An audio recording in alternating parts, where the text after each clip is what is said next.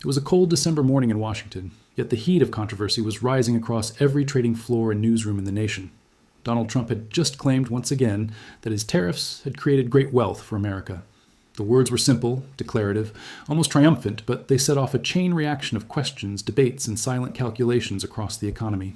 Traders in New York and Chicago rubbed their eyes at rising steel and aluminum prices, while farmers in the Midwest grimaced over shrinking markets for soybeans and corn, products that had once flowed smoothly to China and other nations.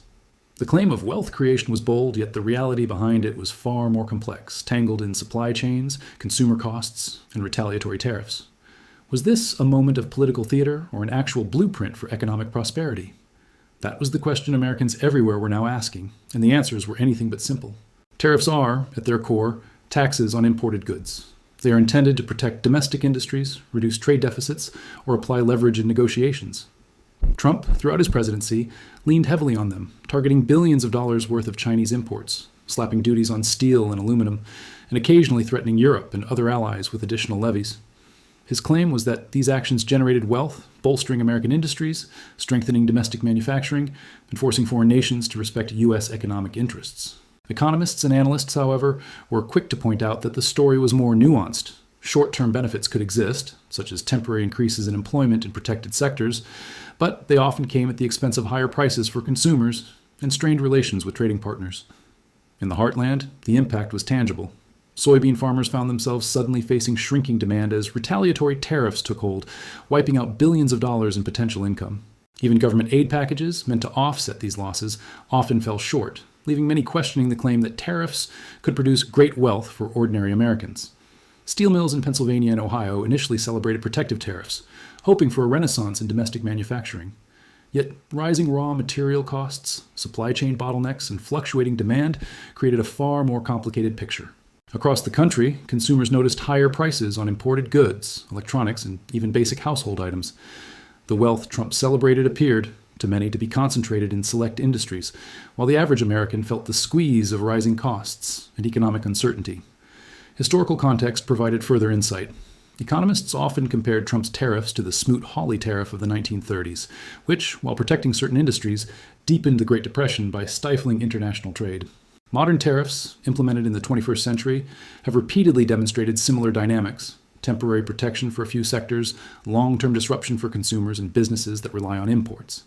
Analysts questioned whether Trump's great wealth narrative relied on selective interpretations, cherry-picking data from a handful of successful companies, while ignoring the broader negative consequences. Even the stock market, volatile in response to tariff announcements, reflected this uncertainty. While steel and defense sectors occasionally benefited, tech, retail, and consumer goods companies faced rising costs and diminished profit margins. Trump's political framing added another layer to the story. He painted tariffs as acts of economic patriotism, victories over nations that had allegedly exploited the United States for decades. In speeches and interviews, he emphasized trade wars as tools to restore American dominance in manufacturing and technology. His supporters embraced this narrative as common-sense economics and strong leadership, a vision of transforming adversity into triumph. Critics, however, argued that it was selective storytelling, highlighting gains while ignoring pain elsewhere. The tension between political narrative and economic reality created fertile ground for debate, attracting attention from media outlets, economists, and ordinary citizens alike. Case studies further revealed the uneven effects of tariffs. In the Midwest, corn and soybean farmers struggled as China retaliated with steep import duties. In manufacturing hubs of the Rust Belt, steel production saw modest gains, but rising input costs and disrupted supply chains offset potential profits. Consumer electronics, heavily reliant on imported components, became more expensive, squeezing household budgets. Meanwhile, some foreign competitors, such as Mexico, found opportunities in these trade disruptions, diverting exports to the United States and capturing market share that American companies had hoped to reclaim. Even as Trump touted wealth creation, the economic landscape remained riddled with contradictions, winners and losers. The debate extended to inflation, a key metric affecting Americans daily. Tariffs, by raising import prices, contributed to upward pressure on costs, which fed into broader inflationary trends. The Federal Reserve faced difficult choices, balancing interest rates to curb inflation while supporting economic growth. Consumers felt the impact at grocery stores, electronics retailers, and auto dealerships. Wealth creation, in this context, became more abstract, often benefiting corporations in protected sectors while eroding the purchasing power of everyday citizens. Analysts questioned whether the apparent gains Trump cited were being distributed broadly or concentrated among a small fraction of businesses that directly benefited from tariff protections. Global trade dynamics complicated the picture further. Countries targeted by tariffs often retaliated, imposing their own duties on American exports. This tit-for-tat approach affected industries from agriculture to manufacturing, reducing competitiveness abroad and prompting some companies to relocate production or adjust supply chains. Trade negotiations, which Trump often framed as victories, were intertwined with threats, delays, and uncertainty, creating a volatile environment for global commerce. Analysts argued that while selective gains existed, the broader economic effect was far more ambiguous, raising questions about the sustainability of wealth generation through tariffs alone. Even political allies and critics alike noted the complexity. Some praised the approach for signaling strength in negotiations and protecting strategic industries, while others cautioned that short-term gains masked longer-term vulnerabilities. The contrast between selective success stories and broader economic strain fueled a narrative tension, a drama unfolding across news broadcasts, trading floors, and congressional hearings. Each statistic could be spun as proof of Trump's vision or evidence of economic miscalculation, depending on perspective and framing. In Iowa, a soybean farmer named Tom stared at his fields, the frost glinting off the leaves like tiny mirrors reflecting the harsh truth of the tariffs. A year ago, China had been a reliable buyer, importing millions of bushels without hesitation. Today, those orders had dwindled to almost nothing, replaced by complex negotiations and bureaucratic delays that barely scratched the surface of his losses. Government relief packages were promised, and while some money did arrive, it was a fraction of the anticipated damage. Farmers like Tom became reluctant protagonists in a drama they hadn't written, caught between the president's narrative of wealth creation and the grinding reality of lost income and uncertainty. Each harvest became a test of endurance, a daily negotiation between hope, patience, and the fear that tariffs might never yield the promised prosperity. Meanwhile, steel mills in Pennsylvania roared with activity, the furnaces glowing bright against the winter sky. For a brief moment, the protective tariffs seemed to vindicate Trump's claims. Domestic steel prices rose, and mills that had once teetered on the brink of closure reported renewed orders. Yet beneath the surface, the gains were fragile. Suppliers of raw materials, some imported from Canada and Europe, faced higher costs due to cascading tariff policies. Construction companies hesitated to purchase at inflated prices, and international clients began sourcing steel from nations untouched by the tariffs. The wealth that appeared to be generated was concentrated, localized, and tenuous, a brittle victory that could shatter with the next policy shift or global reaction. In factories producing electronics, the tension was equally palpable, but in a different form. Components that once flowed smoothly from Asia now came with higher price tags, delays, and uncertainty. Assembly lines halted, schedules shifted, and profits thinned. Corporate executives in Silicon Valley and Austin convened in sterile boardrooms, poring over spreadsheets and projections, calculating the cost of Trump's economic experiment. They recognized that tariffs could, in theory, protect domestic manufacturing, but the reality was far messier. Some companies adapted, finding alternative suppliers or raising prices, while others absorbed losses quietly, unsure how long they could survive the shifting landscape. Every innovation and every strategic pivot became intertwined with government policy, the weight of national economic rhetoric pressing on the shoulders of entrepreneurs and workers alike. Historically, the United States had experimented with tariffs many times, each attempt providing lessons for or against Trump's assertions. The Smoot-Hawley Tariff Act of 1930, enacted during the early years of the Great Depression, aimed to protect American farmers and manufacturers.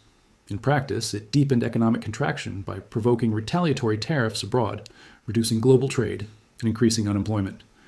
Later interventions, such as tariffs on steel in the early 2000s, offered temporary relief to specific industries, but often at the expense of downstream sectors that relied on affordable inputs. These historical echoes haunted contemporary policy discussions, creating a context in which Trump's claim of wealth generation was dissected with skepticism, curiosity, and sometimes outright disbelief. Economists asked, were the benefits tangible and widespread, or merely selective, temporary, and politically advantageous? In cities like Chicago and Detroit, where trade, manufacturing, and finance intersected, analysts monitored markets with a mix of fascination and dread. Stock indices fluctuated as tariff announcements were digested by traders, their algorithms reacting in milliseconds, their human overseers interpreting patterns and signals with urgency. Sectors directly shielded by tariffs, like steel, temporarily spiked, while industries reliant on imports like automotive and electronics often faltered. Even casual investors, following news on social media or financial apps, noticed the volatility, sparking conversations, debates, and speculation about the reality behind Trump's claim of wealth creation. Each market movement became a dramatic scene in the unfolding narrative of policy versus outcome, rhetoric versus reality, and political narrative versus economic fact. The human stories behind the numbers were equally compelling. In Nebraska, a small corn cooperative struggled to maintain its contracts abroad. Farmers worked day and night, trying to offset losses by diversifying crops or finding new buyers, only to confront the harsh economics of retaliatory tariffs. Some families, forced to borrow or sell assets, watched dreams of generational farming falter under the weight of international politics. In contrast, executives at certain steel corporations celebrated renewed profits and stock appreciation, their offices filled with the hum of activity, the glow of monitors, and the quiet acknowledgement that policy had temporarily aligned with business advantage. The duality was stark. Winners and losers coexisted, their fates tied to the ebb and flow of government intervention, global markets, and public perception. As debates raged on cable news and in think tanks, experts dissected the macroeconomic impacts. Inflation metrics, consumer price indexes, and GDP growth figures were scrutinized for signs of tangible wealth creation. While some data suggested marginal improvements in domestic production, broader economic indicators painted a more mixed picture. Consumer costs had risen, some industries faced slowdowns, and global trade tensions lingered. Analysts pointed out that the wealth Trump celebrated often manifested in stock valuations or temporary profit surges for select companies, rather than in sustained prosperity for the average American household. The narrative of great wealth began to feel more like a mosaic of isolated successes than a coherent nationwide economic transformation. Global repercussions added another layer of complexity. Nations targeted by tariffs often imposed reciprocal duties, affecting a broad spectrum of American exports. Trade negotiations, which Trump frequently portrayed as triumphs, were intertwined with threats, delays, and uncertainty. Companies dependent on international markets faced a precarious balancing act: comply, adapt, or risk losing competitiveness. Some foreign competitors, such as Mexico, capitalized on these disruptions, diverting exports to the United States and capturing market share once thought firmly in American hands. The promise of wealth creation, in this context, was a fragile narrative, dependent on political maneuvering, market adaptation, and the resilience of domestic industries that were themselves vulnerable to external shocks. Consumer behavior reflected the underlying tension. Americans noticed subtle but persistent price increases in electronics, household goods, and even groceries. Online forums, social media platforms, and local news outlets buzzed with debates about the real impact of tariffs on everyday life. Was the wealth Trump described visible in their wallets, or was it confined to quarterly earnings reports and political soundbites? Households recalibrated budgets, prioritizing essentials and cutting discretionary spending, while businesses adjusted pricing strategies to maintain margins. The economic landscape had become a theater in which every actor, from farmer to executive, played a role shaped by policy, perception, and the unpredictable forces of global trade. Across the Rust Belt, the echoes of past economic experiments resonated with uncanny relevance. Trump's tariffs were not the first attempt to manipulate trade for national gain, but they were perhaps the most publicized and politically charged. The Smoot-Hawley Tariff of 1930, often cited by historians as a cautionary tale, had been designed to protect American farmers and manufacturers during the early years of the Great Depression. Instead, it provoked retaliatory tariffs abroad, contracting international trade, destabilizing global markets, and intensifying unemployment. Many economists drew parallels to Trump's policies, noting that while selective industries might experience gains, the broader implications could include slower growth, inflationary pressures, and disrupted supply chains. The past offered both warnings and lessons. Wealth creation through tariffs was never guaranteed, and often came with unintended consequences that rippled across the economy. In the Midwest, the story of farmers remained a poignant thread in the broader tapestry of the tariff debate. Families who had cultivated crops for generations now faced a reality they could scarcely have imagined. Contracts were canceled or renegotiated at lower prices, storage facilities filled beyond capacity, and the cost of financing these operations soared. Each shipment that didn't materialize was a reminder that the promise of wealth creation was not evenly distributed. Yet, amidst these hardships, resilience emerged. Farmers diversified crops, explored local and regional markets, and leveraged government aid, even if it fell short. Their struggle became emblematic of the nuanced truth behind Trump's claim. Wealth, if it existed, was fragile, conditional, and often contested in ways that abstract economic reports could never fully capture. Steel and aluminum producers, in contrast, experienced temporary triumphs that were hard to ignore. Furnaces glowed late into the night, Production quotas were exceeded, and profits were reported to shareholders with enthusiasm. Yet beneath this apparent success, cracks appeared. Rising costs of raw materials, fluctuating demand, and the specter of future policy reversals created an undercurrent of uncertainty. Supply chains were strained, negotiations with overseas clients became complex, and companies realized that short-term gains did not guarantee long-term stability. The wealth Trump celebrated existed, but in a concentrated and conditional form, often tied to specific policy windows and vulnerable to the whims of global markets. Technology companies faced a different kind of challenge, one less visible but equally significant. Components sourced from Asia arrived later than expected. Prices climbed unpredictably, and strategic planning became an exercise in contingency. Executives recalibrated forecasts, delayed product launches, and sought alternative suppliers, knowing that tariffs, while politically framed as protective, often imposed hidden costs. Silicon Valley boardrooms became laboratories for adaptation, innovation constrained by policy-induced obstacles. Investors watched closely, weighing the temporary insulation for domestic industries against the broader economic drag on innovation, consumer choice, and competitiveness. In these companies, wealth was not created evenly. It was redistributed, sometimes benefiting executives and shareholders while imposing unseen costs on employees, suppliers, and consumers. The broader U.S. economy reflected this uneven distribution. Consumer prices rose subtly but perceptibly, influencing purchasing patterns across households. Inflation, partially driven by tariffs, altered budgets and reshaped daily life. Families in suburban and urban centers found themselves prioritizing essentials, delaying discretionary purchases, and recalibrating expectations. The abstract claim of wealth creation collided with the concrete reality of cost of living increases, producing a tension that media outlets seized upon. Headlines alternated between triumphalist narratives of industrial resurgence and cautionary tales of ordinary citizens feeling the squeeze.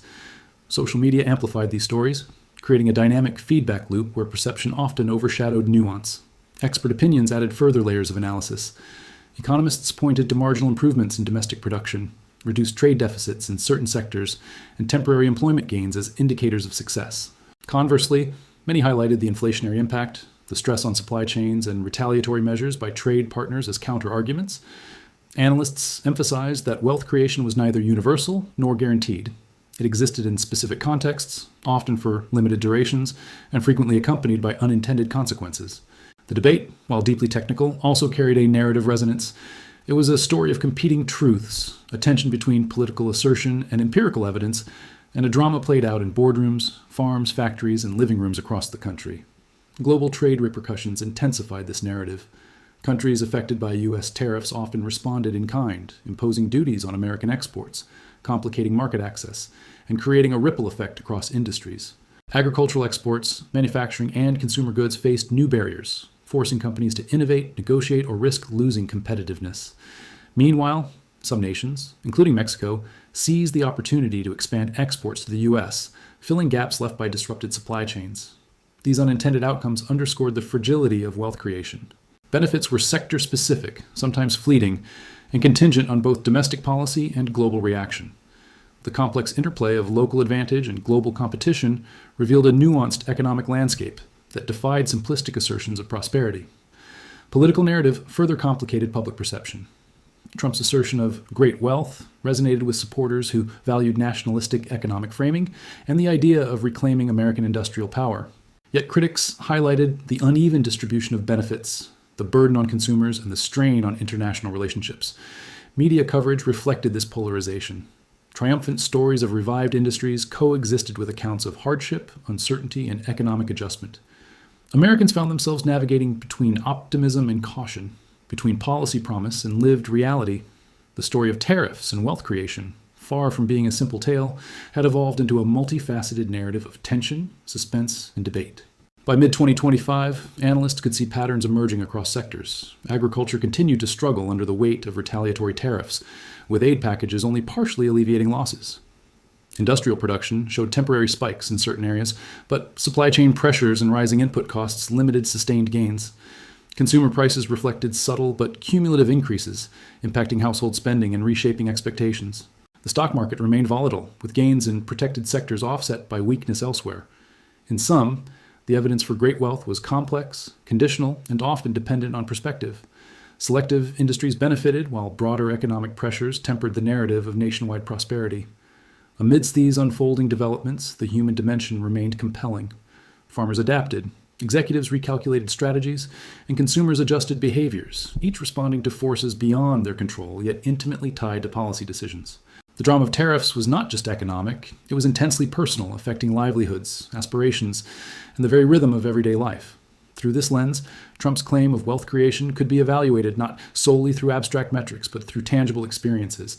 The relief of a thriving factory, the disappointment of a failed crop shipment, the recalibrated budget of a suburban family navigating rising prices. In this interplay between narrative and reality, the cinematic story of tariffs, politics, and wealth unfolded with tension, suspense, and dramatic consequence. As the months passed, the narrative of tariffs and great wealth became both more complicated and more captivating. On paper, certain metrics seemed to support Trump's claims. Domestic steel production had risen, select manufacturing sectors experienced short-term employment gains, and trade deficits with some countries showed modest improvements. Yet beneath these numbers lay a story far more intricate. Rising consumer prices, supply chain disruptions, and retaliatory tariffs revealed the fragile foundation upon which these gains rested. The question was no longer whether tariffs could create wealth at all, but whether that wealth was sustainable, broad-based, or simply concentrated in a few strategic pockets. Political rhetoric amplified the drama.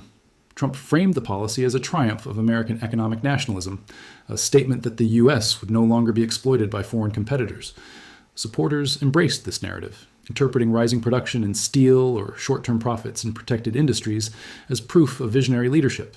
Critics, however, highlighted the uneven distribution of benefits, the costs borne by ordinary citizens, and the risk of long-term economic drag. Every statistic, every anecdote, every corporate report became a potential battleground in the war between perception and reality.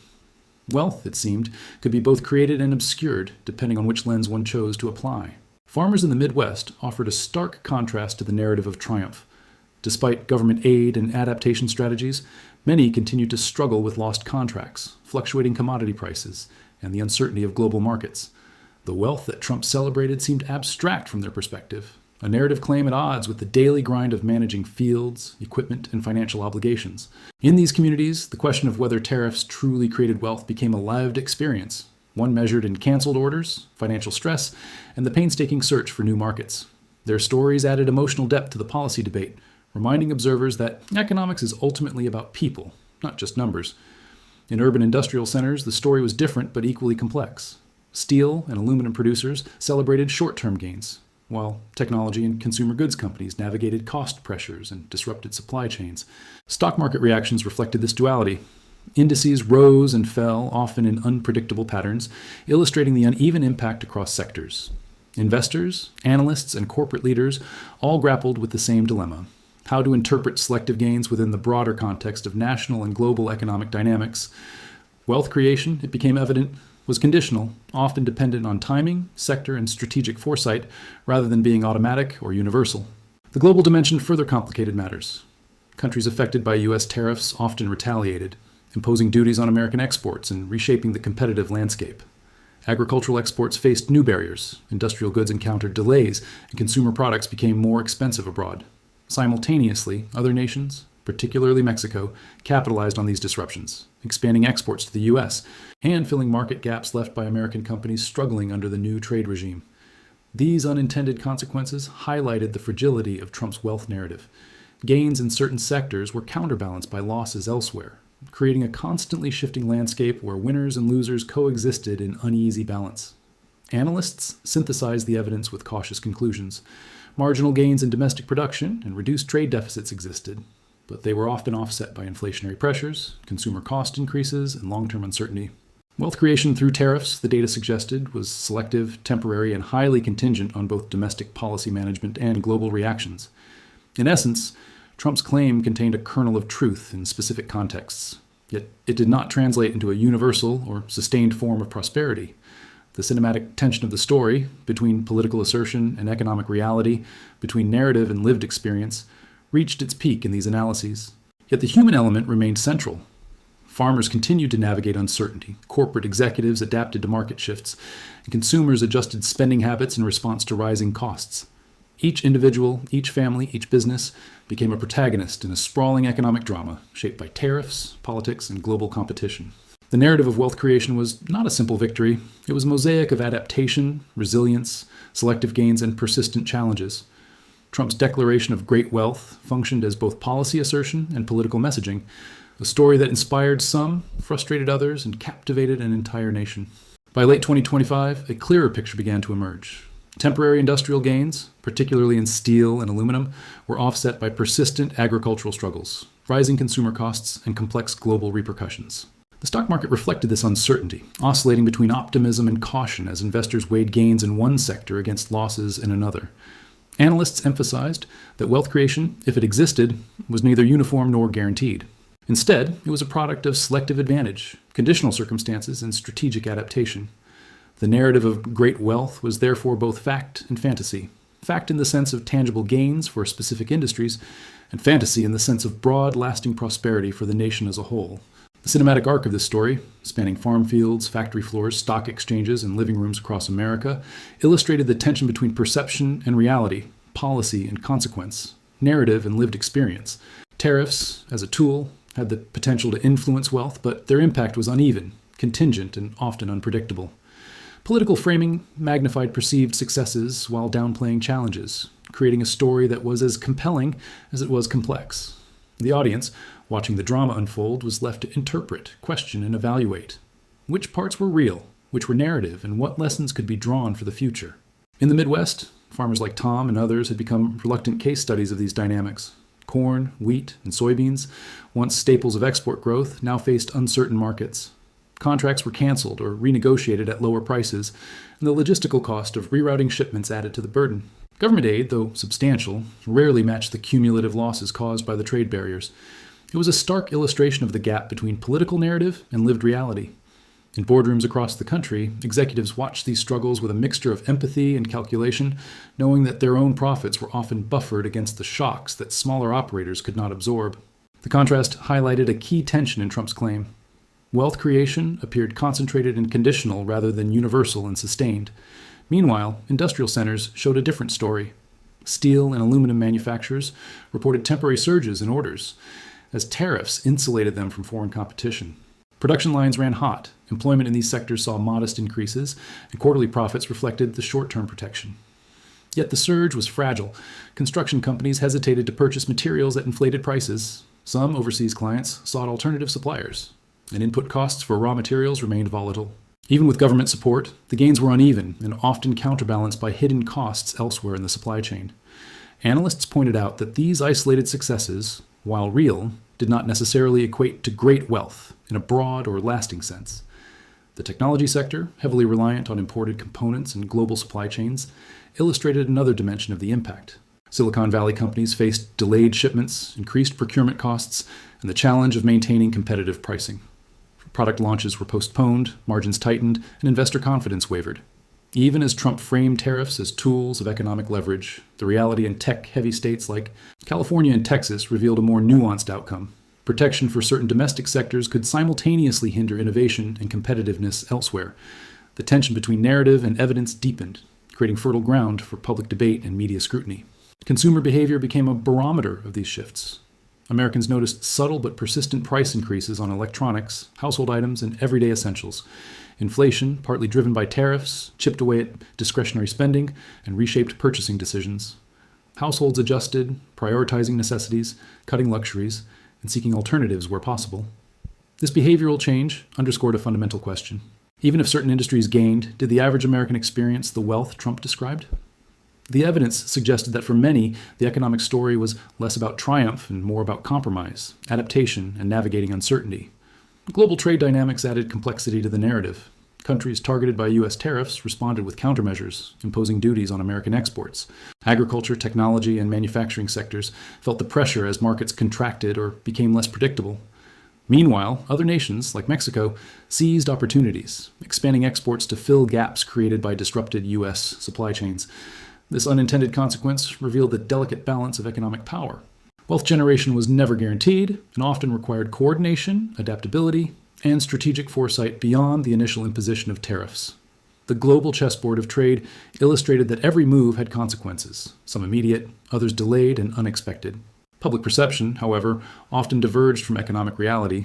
Media coverage amplified selective narratives. A steel plant reopening became a symbol of triumph, while a farmer losing contracts to China represented the unseen cost. Social media debates exploded with conflicting opinions as citizens struggled to reconcile political messaging with personal experience. Trump's assertion of great wealth functioned both as a statement of policy and as a narrative tool, shaping belief and influencing sentiment. Economists argued that while the statement had elements of truth for specific sectors, its generalization risked misrepresentation. The human stories behind the numbers, the anxiety of farmers, the stress on small manufacturers, the cautious optimism of industrial executives, painted a more complex, textured portrait. Analysts and commentators debated relentlessly. Some highlighted reduced trade deficits and temporary employment gains as evidence supporting Trump's claim. Others emphasized the inflationary effects, increased consumer costs, and disrupted global relationships as counterpoints. Charts, graphs, and economic reports became the currency of the debate, yet for the average viewer or citizen, the story was best understood through tangible experiences. The price of steel, the cost of electronics, the stability of farm income, and the overall confidence in the economy. The wealth creation Trump claimed was real in parts, but incomplete, selective, and heavily context-dependent.